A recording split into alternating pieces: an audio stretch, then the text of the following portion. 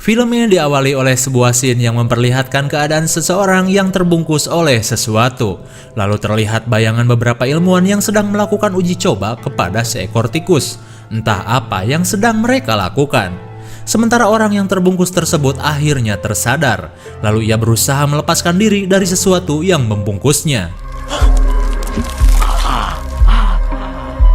Ternyata ia adalah seorang wanita. Ia pun terlihat panik ketika melihat dirinya berada di tempat yang sempit. Apalagi ketika melihat banyak alat yang terhubung dengan tubuhnya.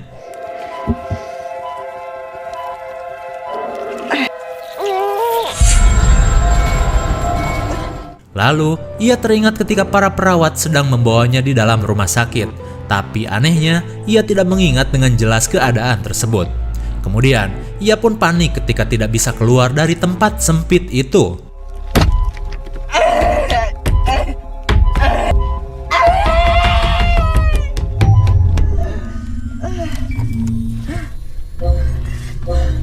Rupanya, ia berada di dalam sebuah peralatan medis yang sangat canggih. Dari alat tersebut terdapat sebuah sistem bernama Milo yang bisa berbicara, atau istilahnya AI seperti Jarvis di film Iron Man. Lalu, Milo mengatakan bahwa sistem mengalami kerusakan dan kadar oksigen yang ia miliki tinggal 35% lagi. Wanita tersebut terlihat bingung karena ia tidak bisa mengingat apapun tentang dirinya. Lalu ia meminta Milo untuk mengeluarkannya. Akan tetapi, Milo tidak bisa menurutinya. Semacam sudah terprogram gitulah.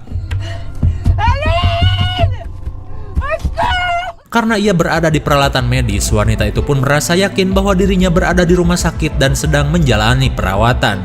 Ia pun berusaha menenangkan diri karena seseorang pasti akan datang untuk melihatnya. Lalu, ia berusaha menanyakan siapa dirinya. Tapi Milo malah menyebutkan namanya sebagai Bioform dan terdapat sebagai pasien dengan nomor 267. Karena tak menjawab namanya, wanita tersebut menanyakan kembali, tapi tetap saja namanya seperti itu. Ia pun kecewa karena jawabannya tak bisa membantu apa-apa. Kemudian, wanita tersebut kembali meminta Milo untuk membuka kembali alat itu. Tapi Milo mengatakan alat bernama kapsul kriogenik tersebut bisa dibuka jika disebutkan kode adminnya. Mendengar perkataan tersebut, wanita itu pun kesal karena jelas ia tidak tahu kodenya. Lalu, ia meminta Milo untuk menghubungi polisi. Permintaan itu pun langsung dilakukan Milo. Bonjour. Allô, vous m'entendez? Vous êtes en communication avec Wanita itu pun langsung menjelaskan keadaan yang ia alami. Tapi sialnya, ia tidak bisa menyebutkan di mana keberadaan rumah sakit tempatnya dirawat. Polisi itu pun bingung dengan laporannya. Kemudian, ia meminta polisi untuk melacak lokasi dari panggilannya saja dan memberikan nomor seri dari kapsul yang ditempatinya. Berharap itu akan mempermudah pencarian dirinya. Setelah mendapat laporannya, polisi tersebut mengalihkan panggilan ke atasannya. Tapi setelah beberapa saat, panggilan malah terputus. Si wanita pun jelas kecewa. Kemudian, ia mencari tahu lagi siapa dirinya dan meminta Milo untuk memeriksa DNA di tubuhnya. Ketika hasilnya sudah didapatkan, Milo menemukan kecocokan yang persis dengan DNA-nya. Terlihat foto seseorang yang sangat mirip dengan wanita itu, di mana ia adalah seorang ilmuwan yang bernama Elizabeth Hanson.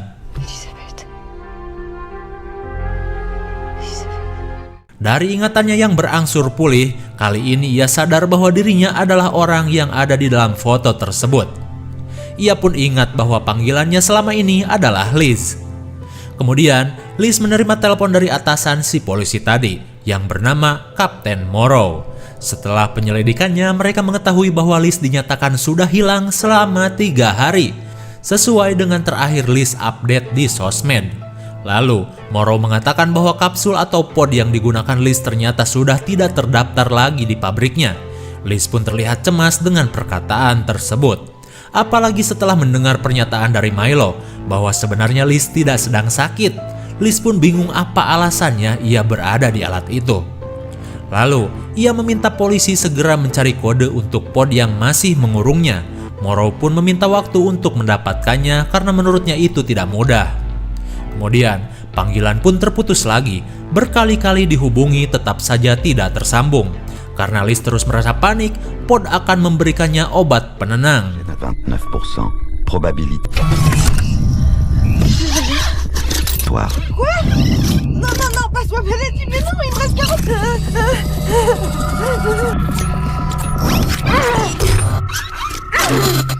Liz yang ketakutan berhasil terhindar dari robot suntikan tersebut. Tanpa terasa, oksigen kini berada di 23%. Liz yang belum mengingat semua tentang dirinya meminta Milo untuk mencari tahu dirinya yang seorang ilmuwan. Tak lama kemudian, Milo mendapatkan banyak artikel tentang proyek-proyek yang pernah Liz buat. Dan ternyata salah satunya adalah pod kriogenik yang saat ini ia gunakan. Liz pun semakin penasaran kenapa ia berada di dalam pod buatannya sendiri. Lalu, Liz teringat ketika ia pernah melakukan percobaan terhadap tikus. Tapi Liz belum mengingat apa tujuan dari percobaan tersebut. Tak sampai di situ, dari artikel lainnya, Liz melihat sosok pria yang bersama dirinya. Hingga ia pun teringat bahwa dirinya adalah suami Liz yang bernama Leo. Ia pun ingat masa-masa ketika mereka masih bersama. Tanpa berlama-lama, Liz meminta Milo untuk menghubungi suaminya itu. Dengan cepat, kecanggihan Milo bisa mencari nomor Leo. Kemudian, Milo pun langsung menghubunginya. Tapi ketika terhubung, wanita tua menjawab teleponnya.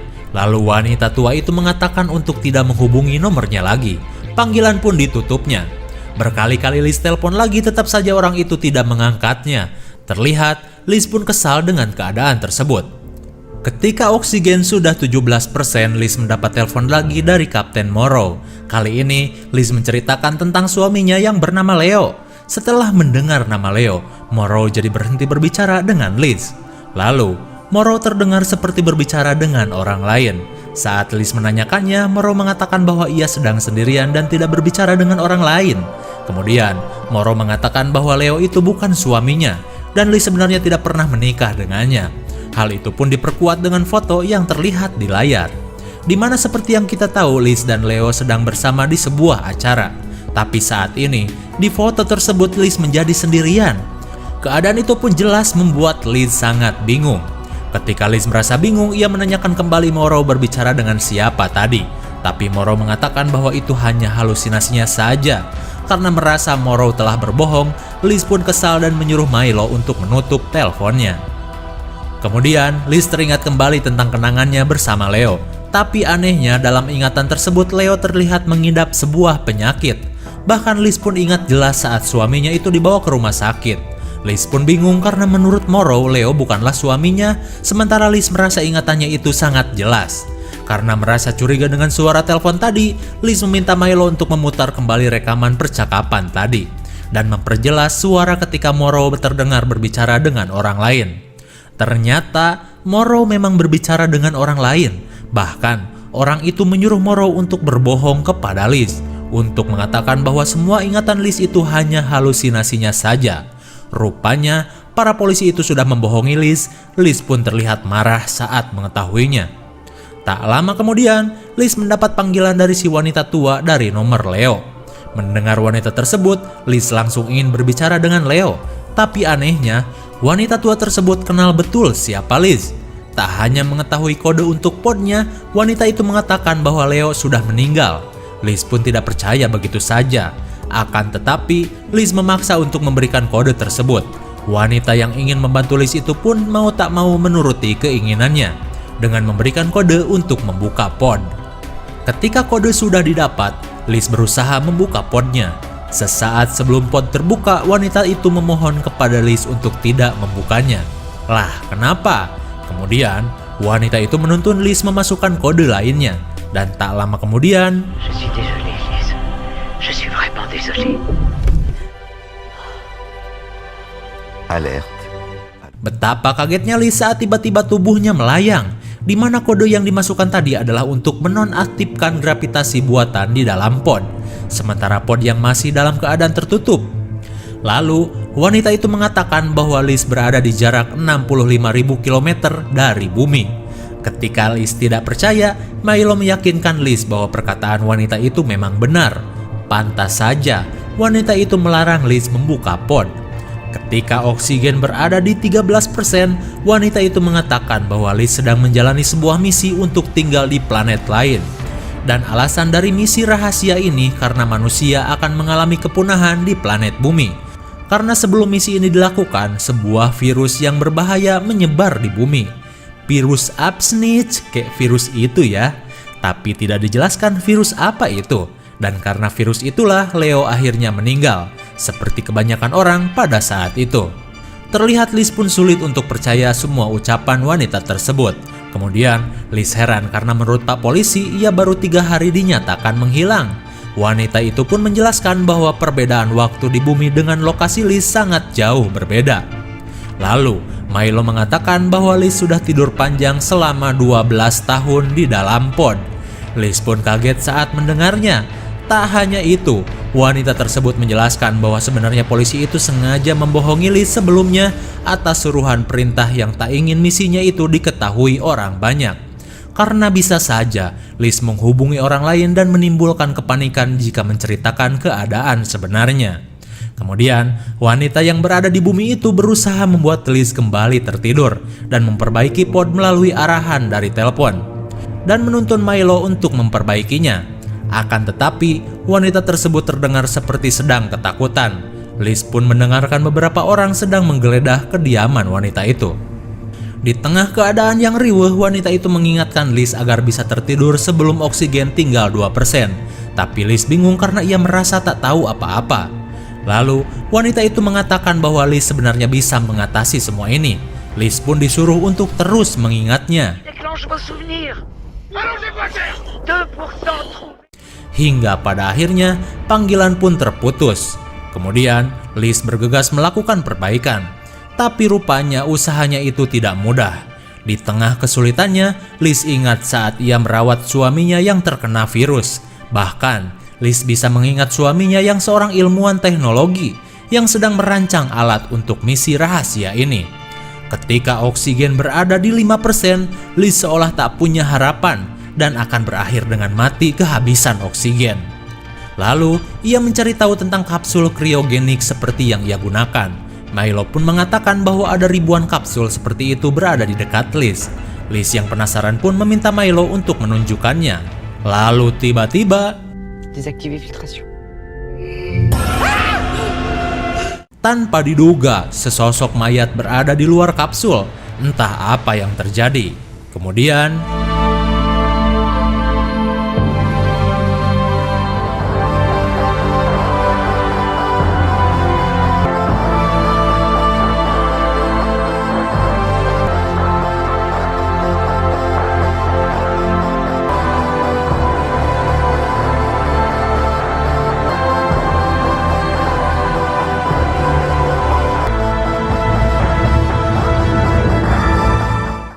tanpa sepatah kata pun Liz melihat pemandangan yang jelas baru pertama kali ia lihat.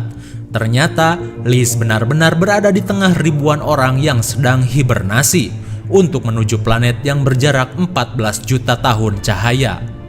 Dari keterangan Milo, Liz ternyata satu-satunya orang yang terbangun dari hibernasi. Sementara pod yang banyak terlihat rusak tadi disebabkan oleh sebuah asteroid yang menabrak pesawat mereka. Ketika oksigen berada di 4%, Liz kembali teringat daftar pod yang pernah dimiliki Liz dan Leo. Hingga ia pun langsung mencari nomor pod yang digunakan Leo. Ketika sudah terlihat, Liz meminta Milo untuk membuka kepompong organiknya.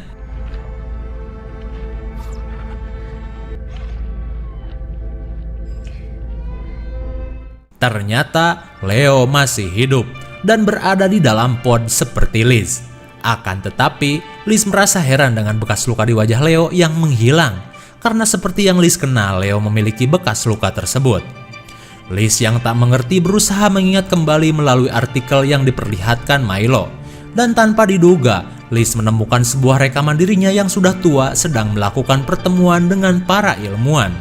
Pada saat itu, Liz tua sedang mengumumkan keberhasilannya yang bisa mentransfer memori di otak ke media lain, di mana sebelumnya uji coba yang dilakukan terhadap tikus akhirnya berhasil.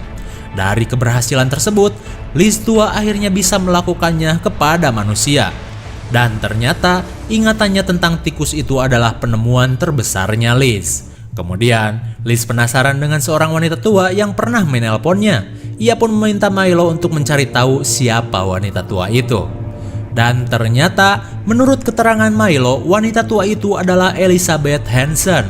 Betapa kagetnya Liz saat mengetahuinya. Ia pun berkata di dalam hati, "Kalau wanita tua itu Liz, lalu aku siapa?" Kemudian Milo menjelaskan bahwa Omicron 267 atau Liz yang berada di dalam pod adalah klon dari Elizabeth Hansen tua yang berada di bumi, di mana Liz akan dikirim ke planet lain untuk menyebarkan ras manusia di sana. Sama halnya luka di wajah Leo yang menghilang, rupanya sebelum Leo meninggal mereka mentransfer ingatan Leo ke klonnya dari hasil penelitian Liz. Liz pun seolah tidak percaya dengan semua yang telah terjadi.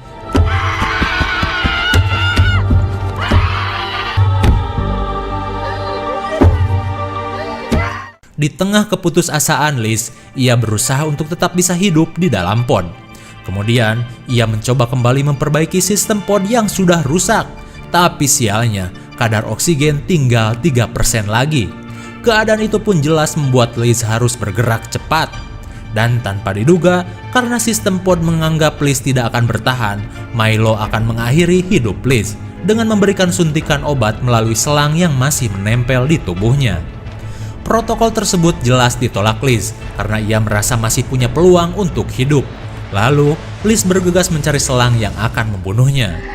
20, 19, 18, 14, 13, 9, 8, 7, 6, 5, 4, 3, 2, 1. TEC administré. Tepat pada waktunya, Liz berhasil selamat dari cairan mematikan itu. Kemudian, ia melanjutkan kembali usahanya untuk memperbaiki sistem pod yang rusak dengan oksigen yang semakin tipis. Setelah beberapa saat, akhirnya Liz berhasil dengan memindahkan energi dari alat lain untuk kembali mengaktifkan proses hibernasi. Lalu, ia bergegas memasang kembali peralatan yang sudah terlepas dari tubuhnya.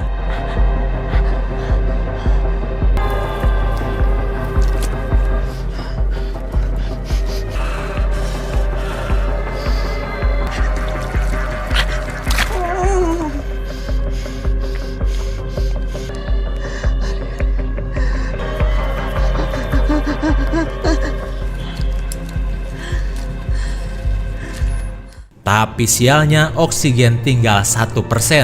Proses untuk membuat Liz tertidur pun mustahil dilakukan seperti halnya yang dikatakan Liz tua. Mengetahui hal tersebut, Liz pun seolah pasrah dengan nasibnya yang akan gagal hibernasi dan mati kehabisan oksigen. Niveau d'oxygène 0,6%.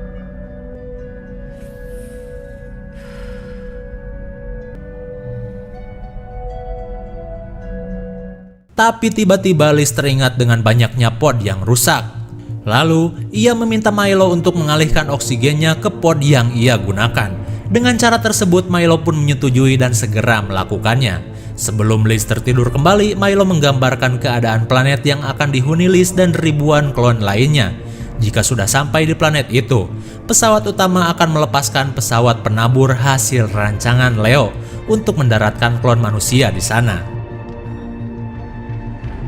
Sebelum pesawat utama akan meluncur dengan tenaga nuklir, Milo melakukan persiapan tidur panjang kepada Liz.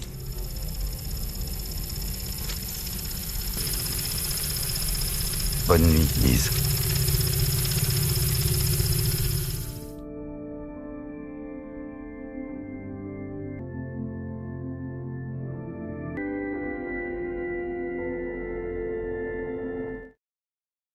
Singkat cerita, 14 juta tahun cahaya telah tertempuh. Liz dan Leo akhirnya berada di planet baru. Mereka yang merupakan pasangan suami istri ketika di bumi akhirnya kembali bersama karena ingatan mereka adalah ingatan yang sama dari tubuh aslinya di bumi. Lalu, film pun sudah berakhir. Bagaimana? Sangat menegangkan dan butek sekali bukan? Tenang, gua jelasin. Sebuah virus yang menjadi bencana besar umat manusia di bumi. Gak tahu virus, gak tahu konspirasi ya. Haraplah membuat para ilmuwan dan pemerintah melakukan sebuah misi rahasia, yaitu memindahkan umat manusia ke planet baru menggunakan klon, namun masih dengan ingatan original manusia. Untungnya, Penemuan yang dilakukan Liz tua mampu memindahkan ingatan dari si original kepada klonnya yang akan dikirimkan ke planet baru. Namun, di tengah perjalanan ada sebuah insiden yang membuat klon dari Liz tua terbangun dan hampir saja mati kehabisan oksigen. Namun untungnya, berkat ingatan yang mulai muncul dari tubuh aslinya, ia mampu bertahan ke planet baru tersebut untuk meneruskan populasi manusia. Film pun diakhiri dengan keberadaan Liz dan suaminya di planet lain. Meskipun mereka hanyalah klon, tapi keduanya terlihat bahagia hidup bersama dengan ingatan originalnya. IMDb untuk film ini adalah 6,5 dan menurut Sakayang cocok diberi nilai 7,0.